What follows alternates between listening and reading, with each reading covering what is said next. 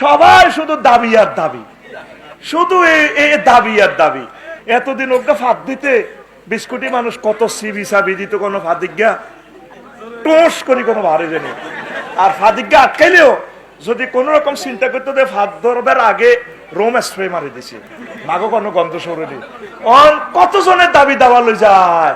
মাইয়া ক্লাস 9-এ বিয়ে হয়ে গেছে, মাইয়া তো স্বামীর সংসারে বোঝে না। দেবরা একে ভাবি তুমি একখান দারুণ মানুষ। শাশুড়ি আম্মা কয়, এই তুই আর সেবা করবি, গরম হানি দিয়ে আয়োজন করি।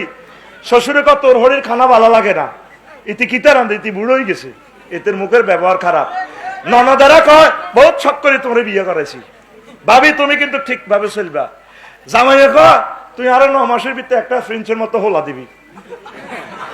এবার এই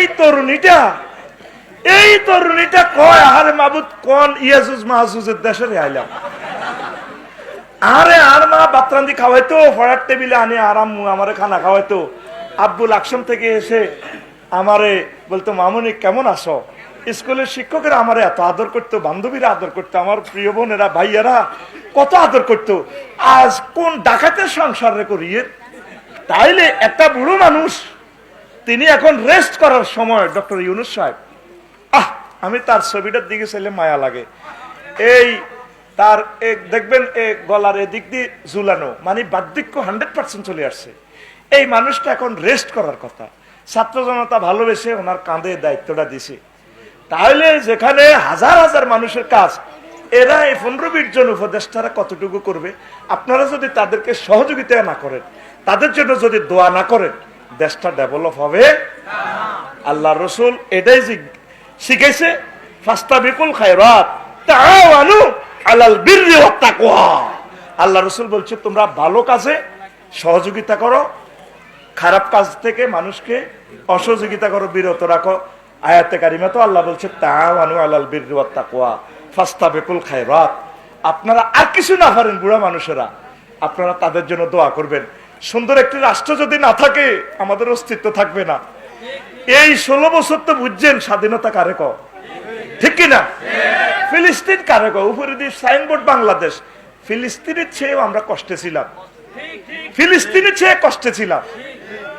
এই পৃথিবীর আমি একটা সাধারণ নাগরিক, এই পৃথিবীতে শুধু আমার বাড়ি নাই। কষ্টের কথা এগুলো মিডিয়ার সামনে বলা ঠিক না। আমি মনে করছি এগুলো ফেসবুকে দিব। এই যে মেয়র আলেমা ছিল, আলেম 10 জন কমিটি মেম্বারের 10 জনে বলছে আফসারি সব আলেম মানুষ, বাড়ি গেছে দিয়া দেন। বুয়েট থেকে পরীক্ষা নিরীক্ষা করে সব কাগজপত্র আমি অরিজিনাল ভাবে দিছি। সে আমার ফাইলটা মেলা মারছে।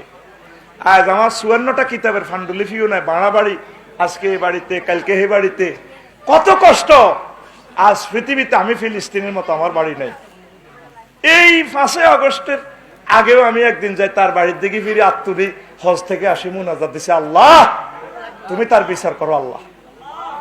এভাবে মুনাজাত দিছি। এই বাড়িটার কাছে আইও তাল্লাই মুনাজাত দিতাম, বাড়িটার দিকে চাই, আল্লাহ এভাবে হাত তুলে হজ থেকে আসি, কতদিন আমি তারে মুনাজাত দিতাম, আল্লাহ তুমি তার বিচার করো, কি অন্যায়টা আমি করছি। এইভাবে যদি ডক্টর ইউনূস সাহেবের গভর্নমেন্টকে যদি সহযোগিতা না করেন, সামনে এমন এক ইসরায়েল আসবে যে ইসরায়েলের আর ফিলিস্তিন হবে না, ঠিক কিনা? আজকে এই সিরাত মাহফিলের